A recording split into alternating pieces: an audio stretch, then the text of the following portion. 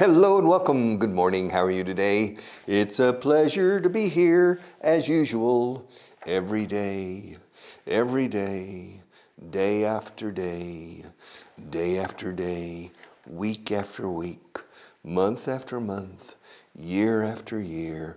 I'm here, al pie del cañón, to teach English. Alguien tiene que hacerlo, Marta. Somebody has to do it. So I assume the responsibility. I take on the responsibility to be here every morning at 7 o'clock to give you the opportunity to continue improving your English, to continue getting better. Yes, that's the idea. Little by little, step by step, slowly but surely, getting better and better until you finally reach the summit. The summit is la cumbre. The summit. Summit. The summit means the top of the mountain, the top of the mountain. And you know, the most stimulating part, the most interesting part is not the top of the mountain. It's the journey up, the climb, climbing the mountain. When you climb Mount Everest in Nepal, when you reach the top, 20 minutes taking photographs, then you go down. The interesting part is going up, yes, and improving every day, getting better and better, every week better and better. That's the idea. Okay, welcome to program number 1158. Wow. Game Fluency, page 95. The third from the bottom, paragraph number 879, no? Yes, 879. Where does she live? Where does she live? Where does she? Claro, las mujeres son invasivas. Los hombres desaparecemos. ¿Dónde vive él? Los nativos decimos, where does he? Se come la H, comemos la H. Where does he? Nos comemos la H. Where does he? Where does he live? Where does he? Where does he? La S de does, al final, ya entra y la H desaparece. Where does he live? Ahora bien, con mujeres, she. La SH en inglés es un sonido fonético fuerte y invade. Y la pobre S de does ya no manda para nada. La SH lo devora, la devora. Where does she live? So the difference between donde vive él y donde vive ella fonéticamente es muy grande. Escucha, él. Where does he live? Where does he live? Ella. Where does she live? Where does she live? Where does she live? Y poco, exagero muy poco. Where does she live? Where does she live? Does she live close enough to get here in less than 10 minutes? Does she?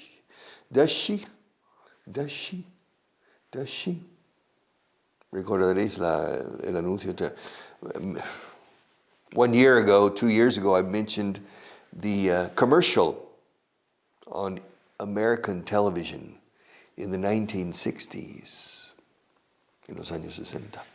In the 1960s, there was commercial constantly on television about a hair dye para teñir el pelo de las mujeres, for women to dye their hair.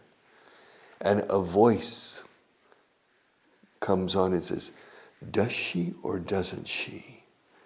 Does she or doesn't she? ¿Tiene su pelo o no? Does she or doesn't she? Because the dye was so good that it looked completely natural. Does she or doesn't she? Ahora aquí. Where does she live? Does she live close enough to get here in 10 minutes? In less than 10. Espera, morra. I'm making up sentences. Where does she live? Does she live close enough to get here in less than 30 minutes? In less than 30 minutes. Does she live close enough? Does she live near enough? Pero si más close. Does she live close enough? To get here, para llegar aquí, to get here, to get. Does she live close enough to get here in less than 30 minutes? I know she can't leave home. I know she. Otra vez la SH es fortísima en inglés. I know she can't leave home until her kids catch the school bus. But we need her here at 9:30 sharp. Okay. This is a complicated paragraph. Okay. There's a woman, a mother. She has children. Yeah? At least 2. All right. Her kids. And she takes them to the bus stop. And the school bus comes and picks up the kids and takes the kids to school.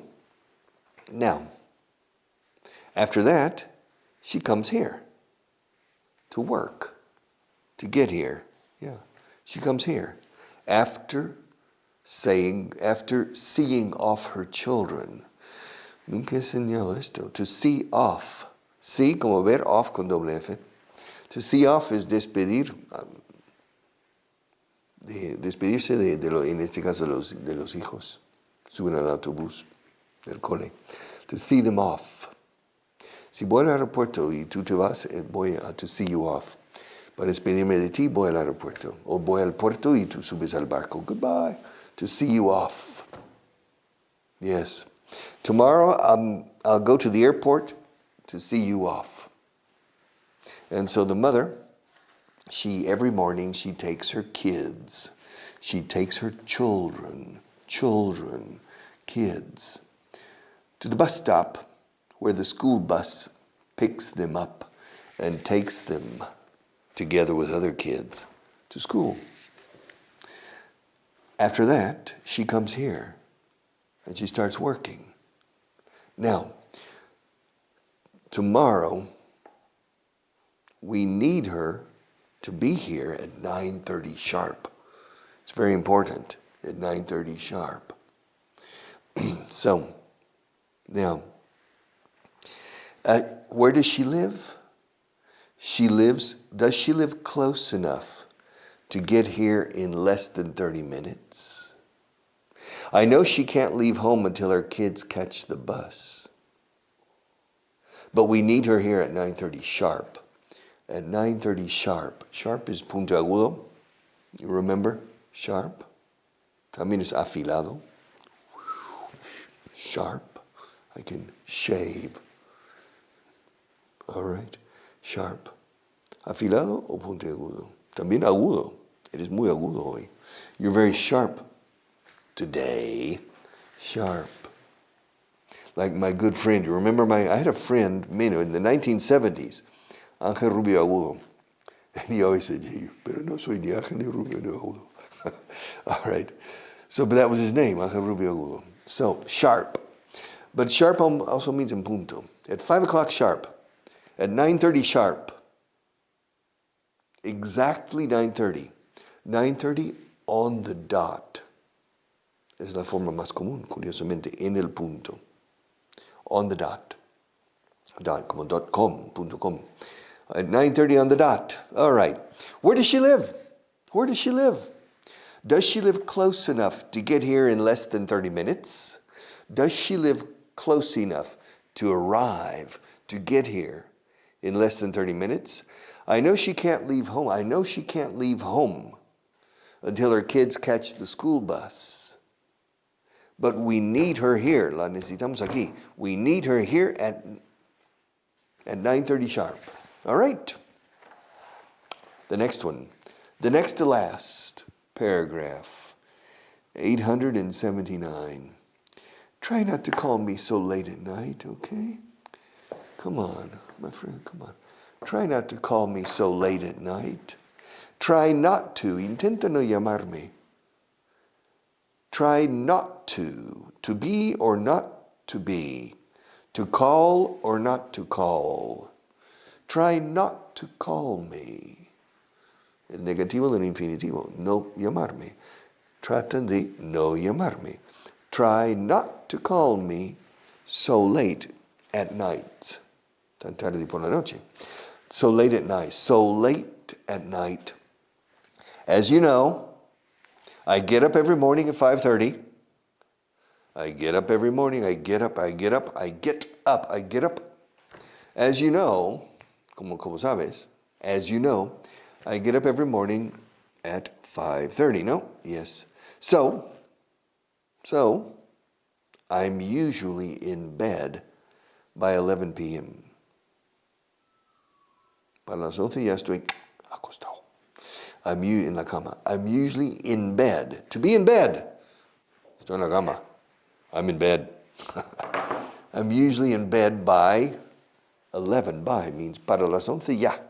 By. I'm usually in bed by 11 p.m. If you call me after that, you wake me up, and then I can't get back to sleep. I can't get back to sleep. Así se dice, no puedo volver a dormir. No me entra sueño, yeah. Me has quitado el primer sueño. Yeah. You call me up, yeah. So don't call me after 11 p.m., please, because you'll wake me up. I paso abrazos de Morfeo. Y 5 minutes later, so I silence my telephone. But it vibrates. Okay. So don't call me after 11 p.m., okay? Try not to call me so late at night. As you know, I get up every morning at 5:30. So I'm usually in bed by 11 p.m. If you call me after that, you wake me up. And then, aquí, I can't get back to sleep. Fijaos cómo lo decimos. Y se dice esto mucho. To get back to sleep. I need to get back to sleep. Necesito volver a ver si me duermo otra vez. Me quedo dormido. To get back to sleep. And then I can't get back to sleep if you call me. So don't call me after 11 p.m. All right? Finally, the last paragraph at the bottom of page 95. Not at the top, nor in the middle, but at the bottom. All right. They're closing the bank branch down the street. They're closing the bank branch down the street and moving our account to the branch on 2nd Avenue. Huh, that's 2 kilometers away. I don't know anyone there. I may change banks. All right. I do my banking. Fijaos, hago mi banca. Hago mis operaciones bancarias, mis transacciones bancarias, mi actividad bancaria. I do my banking at the branch, a bank branch, sucursal, agencia bancaria.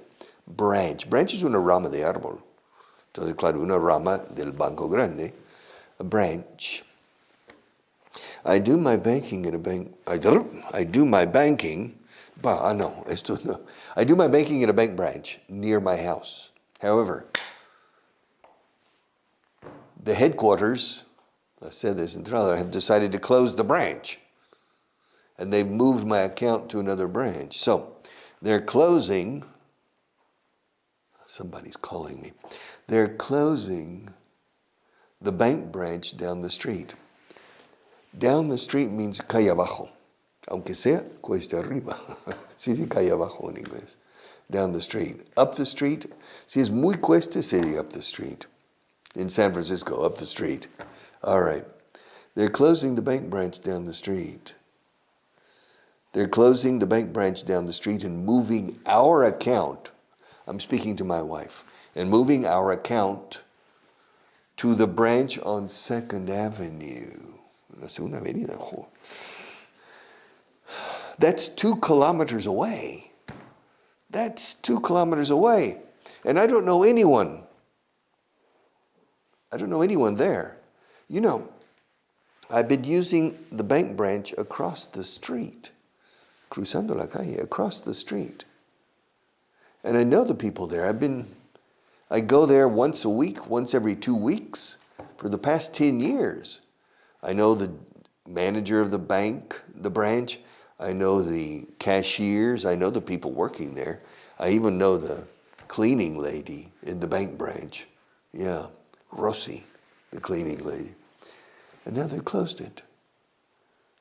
And they've moved our account. Darling, they've moved. Han trasladado, to move, movido. They've moved our account to the branch on 2nd Avenue. That's 2 kilometers away. And I don't know anyone there. No conozco a nadie ahí. I don't know anyone there. I may change banks. I may change banks. I may change banks, fijaos. En español diríais, puede que cambie de banco, porque hay sucursal de otro banco enfrente también. I may change banks. Fijaos, en español decís cambiar de banco. En inglés es cambiar bancos. Pluralizamos. Cambiemos de lado. En inglés, cambiemos lados. Let's change sides. Change sides. All right. Voy a cambiar de casa. I'm going to change houses. All right. Cambiar de coche. I'm going to change cars. Y voy a cambiar de banco. A lo mejor, cambio de banco. I may change banks. I may change banks. They're closing the bank branch down the street and moving our account to the branch on 2nd Avenue. That's 2 kilometers away. And I don't know anyone there. I may change banks. I may change banks. I may change banks. Tomorrow or the day after tomorrow, page 96. So if you want to prepare, be ready for the next class in which we use this book, page 96 at the top, paragraph 881. Okay. Aquí morita. This is I think this is our last character, the last person. And when I finish the life of Aquí morita for the second time, I'll throw this book away. Whew. All right. Yes, lo que el viento se llevó. Gone with the wind. All right. Aquí morita. Ahí fresita. Okay, so let's refresh our memory on Aquí morita. Aquí morita is 39 years old. Parece 49 o 59, but he's 39, eh? Aquí morita is 39 years old. He's a member of the group of young executives at Honda. Honda. Yes, but he works in the car division. Not in the motorcycle division. Honda. Okay, Aquí morita is 39 years old. He's a member of the group of young executives at Honda that want to have an influence on the future of the company. Okay. So there are basically 2 groups. The top managers, who are 55 years old, very conservative, and the young middle managers and upper middle managers between the age of 35 and 45. And of course, they are less conservative. They want to make some changes. All right. Typical. So, Aquí morita is 39 years old. He is a member of the group of young executives at Honda that want to have an influence on the future of the company. Me, I want to have an influence on the future of the world. Yeah, me queda menos tiempo para cambiar el mundo, yeah. Yeah, I've been trying to change the world. I came into this world to change it. I'm on a mission. Estoy en una misión, tengo una misión. Si dice en inglés, I'm on a mission. Estoy en una misión. I'm on a mission to change the world, to endow the Spanish people with the English language. Why not? And Aquí morita is a member of a group of young executives. Fijaos como si ejecutivos. Zaragoza, Susana, mi amiga está en Zaragoza. en la zarzuela. All right. Executive. Como un huevo, one egg, two eggs. Executive es igual. Executives. Yes, he's a member of the group of young executives at Honda who want to have an influence on the future of the company. He's an engineer. Aki's an engineer. He's an engineer, but he doesn't work in an engineering job. He's the manager of the Department for Quality Analysis. The Department for Quality Analysis. Departamento para el Análisis de la Calidad. Okay. The Department for Quality Analysis. So, he's an engineer, but he doesn't work in an engineering job.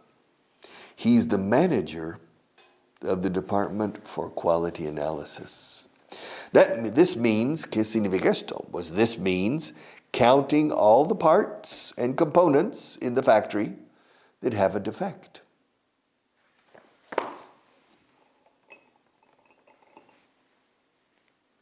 This pencil has a defect, un defecto. Le falta la punta. It's a defect. It's 1. 2. I've counted 2 defects among 20 pencils. That's a 10% defect rate. Una tasa de defectos, de fallos, of 10%. It's a 10% defect rate. Marta, we need to do something about this. All right. We need to sharpen the pencils. Yes, sir. I only allow for perfection. I'm a perfectionist. Are you a perfectionist? All right.